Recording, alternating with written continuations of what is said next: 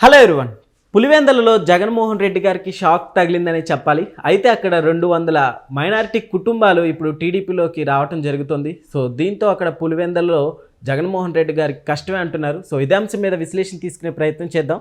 ప్రస్తుతం మనతోటి దుర్గా వడ్లమణి గారు ఉన్నారు. వెల్కమ్ చెప్దాం. Hello madam. హలో మా. అయితే ఇప్పుడు నెక్స్ట్ రానున్న ఎలక్షన్లో అక్కడ అసలుకి వైసీపీకి కష్టమని అంటారా? ఇప్పుడు కొత్తగా ఖతం అవడం ఏంటి, మన పులివెందుల జెడ్పీటీసీలోనే ఖతం అయింది కదా. అసలు జెడ్పీటీసీలో మీకు ఎప్పుడైతే డిపాజిట్ కూడా రాలేదో జగన్మోహన్ రెడ్డి పని ఆ రోజు అయిపోయింది. వైసీపీ జెండా రెపరెపలాడడం మానేసింది. మీకు బీటెక్ రవి ఆ రోజే చెప్పారు, నెక్స్ట్ స్థానిక ఎన్నికల్లో మేము చేసి చూపిస్తామని. ఇవాళ అందుకు నిదర్శనంగా ఇవాళ 200 కుటుంబాలు, మైనార్టీ కుటుంబాలు వేంపల్లి నుంచి తెలుగుదేశంలో చేరాయి. ఇవాళ ఏం చేస్తాడు జగన్మోహన్ రెడ్డి? మొన్న పని కట్టుకుని వెళ్ళాడా? ఎక్కడికి? పులివెందులు వెళ్ళాడు ఆయన కదా. వెళ్ళాక ఏం జరిగింది? ఈయన వెళ్ళి కలవలేదు, వాళ్ళు వచ్చి కలిశారు కొంతమంది. ఏం చేశాడు వెళ్ళి? ఆ రోజు సాయంకాలం మనం చెప్పినట్టుగానే కరెక్ట్గా 2 రాత్రులు ఒక రోజు ఉన్నట్టు లెక్క. ఇవాళ సాయంకాలం వెళ్ళాడు 4 to 7. అక్కడ కార్యకర్తల్ని రమ్మన్నాడు. ఎవరు వచ్చారో మనకు తెలియదు. వాళ్ళు కూడా మరి ఎవరు అరేంజ్ చేశారో మనకు తెలియదు. అవినాష్ రెడ్డి అరేంజ్ చేసి ఉంటాడు. ఏం మాట్లాడతాడు వెళ్ళి? 18 నెలలుగా పట్టించుకొని వాడి వాళ్ళు కొత్తగా ఏం పట్టించుకుంటాడు కదా. కాబట్టి ఇవాళ మీకు తెలుగుదేశం స్థానిక ఎన్నికల్లో జెడ్పీటీసీ కావచ్చు, ఎంపీటీసీ కావచ్చు, ఏవి తీసుకున్నా బీటెక్ రవి ఖచ్చితంగా చెప్తున్నారు, మేము గెలిచి చూపిస్తాము. అతను ఛాలెంజ్ చేస్తున్నాడు. ఇవాళ మీకు 200 మైనార్టీ కుటుంబాలంటే మాట్లాడండి. మీకు అసలు వాళ్ళకి ఏమంటారు, వెన్నుదన్ను యాక్చువల్గా వైసీపీకి అక్కడ మైనార్టీలు కూడా కదా, రెడ్లే కాదు మైనార్టీలే కాదు, ప్రతి ఒక్కళ్ళు కూడా అసలు 40 ఏళ్ళుగా మీకు అక్కడ కాంగ్రెస్, లేదంటే జగన్మోహన్ రెడ్డి వచ్చాక వైసీపీ, 3 తరాల నుంచి వాళ్ళు వీళ్ళ కుటుంబాన్ని అంటిపెట్టుకుని ఉండి ఇవాళ వాళ్ళు వద్దనుకుంటున్నారంటే ఇది జగన్మోహన్ రెడ్డి వైఫల్యమా కాదా? ఇవాళ లోకేష్ని మీరు అబ్జర్వ్ కనుక చేశారంటే మనం మొదటి నుంచి చెప్తున్నాం, లోకేష్ ఓడిపోయినప్పుడు చెప్పాము, గెలిచినప్పుడు చెప్పాము.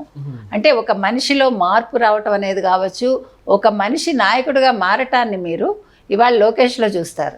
లోకేష్కే ఉంది పనికిమాలిన వాడు, లేదు ఒక పప్పు అని తిట్టిన వాళ్ళందరికీ ఇవాళ అతను తన చేతలతోటి సమాధానం చెప్పాడు, తన మాటలతో సమాధానం చెప్తున్నాడు. అంటే ఎక్కడ ఎలా మాట్లాడాలో తెలుసుకున్నాడు అతను. తర్వాత ప్రతి ఒక్క సందర్భాన్ని అతను యూటిలైజ్ చేసుకుంటున్నాడు. తను ఎక్కడికి వెళ్ళినా ఇవాళ గూగుల్ ఏ డేటా సెంటర్ వచ్చిందంటే బికాజ్ ఆఫ్ లోకేష్, అందులో సందేహమే లేదు.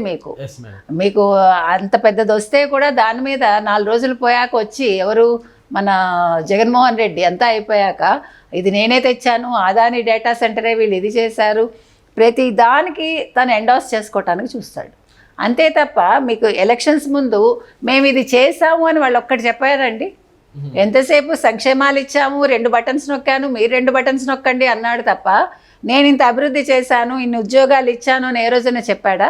వాళ్ళు ఇచ్చిన ఉద్యోగాలు ఏంటి? 2,64,000 వాలంటీర్లకు ఇచ్చాడు, నెలకు 5,000 జీతం ఇచ్చాడు, అందులో 200 సాక్షి పేపర్ కోసం కట్ చేసుకున్నాడు, మొత్తం 200 కోట్లు దోచాడు 2,64,000 మంది దగ్గర నుంచి. What else he did? Next elections కి అసలు పోటీ చేసే ధైర్యం ఉంటుందంటారా? ఇవన్నీ చూస్తుంటే చేస్తారు, చెయ్యాలి కదా. ఉనికి కాపాడుకోవడానికైనా చెయ్యాలి, కానీ అభ్యర్థులు దొరకాలి. మీరు వీళ్ళు చేయమన్నా కూడా అభ్యర్థులు ముందుకు రావాలి కదా. వాళ్ళు భయపడకుండా, ఇప్పుడు ఈయన డబ్బులు ఇవ్వకుండా ఇవాళ మీరు తెలంగాణలో చూడండి, ఒక్కొక్క సర్పంచ్కి వాళ్ళు ₹1 కోటి ఇచ్చారు. ఇవాళ నిధులు విడుదల చేశారు. ఎంతమంది 20,000 అప్లికేషన్స్ వచ్చాయి నిన్న చూస్తే మీరు. అంటే పోటీ పడుతున్నారు స్థానిక ఎన్నికల కోసం.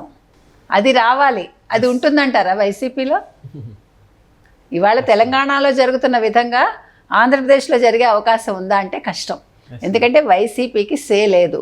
ఇవాళ వైసీపీలో ఎవరిని తీసుకున్నా తెల్లారులేస్తే కోర్టు, కేసు, నెక్స్ట్ జైలా అనే ఒక క్వశ్చన్ మార్క్ తోటి వాళ్ళ జీవితం వెళ్తుంది.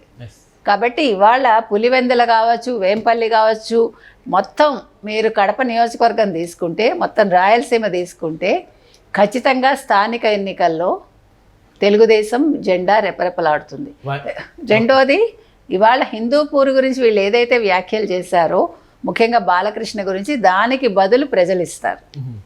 అయితే వైనాట్ పులివెందుల మొన్న జెడ్పీటీసీ తోటి కంప్లీట్ అయిపోయింది అనుకోవచ్చా? ఖచ్చితంగా వైనాట్ పులివెందుల అన్నారు, గెలిచి చూపించారు, డిపాజిట్ కూడా రాకుండా చేశారు. ఇంక ఇంతకంటే ఏం కావాలండి? అది కూడా ఎక్కడ? పులివెందుల్లో. పులివెందుల పులినని చెప్పుకునే జగన్మోహన్ రెడ్డి ఊర్లో సొంత నియోజకవర్గంలో వాళ్ళు ఈ పని చేశారంటే ఇంకా మీరు వైసీపీ గెలుస్తుందా నిల్చుంటుందా ఈ ప్రశ్నలు అనవసరం. ఎస్ మేడం, ఇప్పుడు ఈ 200 ఫ్యామిలీస్ అంటే ఇందులోకి చేరడాన్ని ఎలా చూడొచ్చు అంటారు మామూలుగా? అంటే వ్యతిరేకత అని అనుకోవచ్చా? ఖచ్చితంగా వైసీపీ ఇంకేం చేయదు అని వాళ్ళకి అర్థమయ్యాక ఇంకా రానున్నది తెలుగుదేశమే, కూటమే.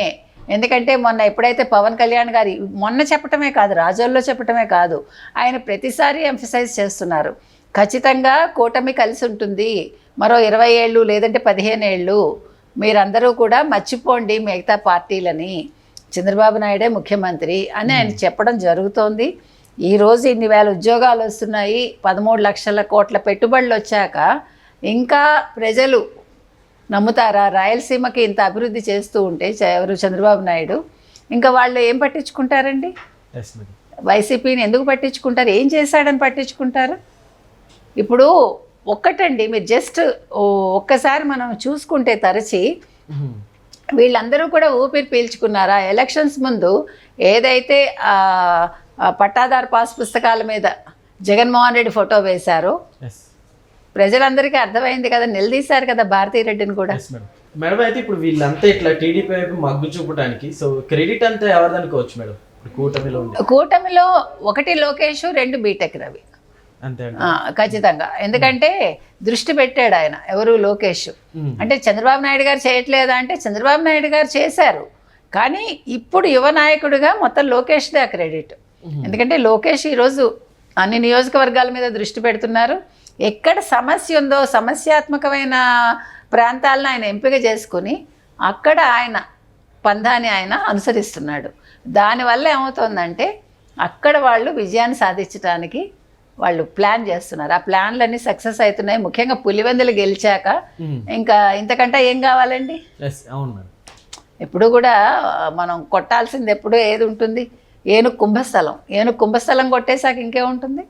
కాబట్టి ఇవాళ ఖచ్చితంగా లోకేష్ నాయకత్వం అనేది చాలా బాగా ముందుకెళ్తోంది.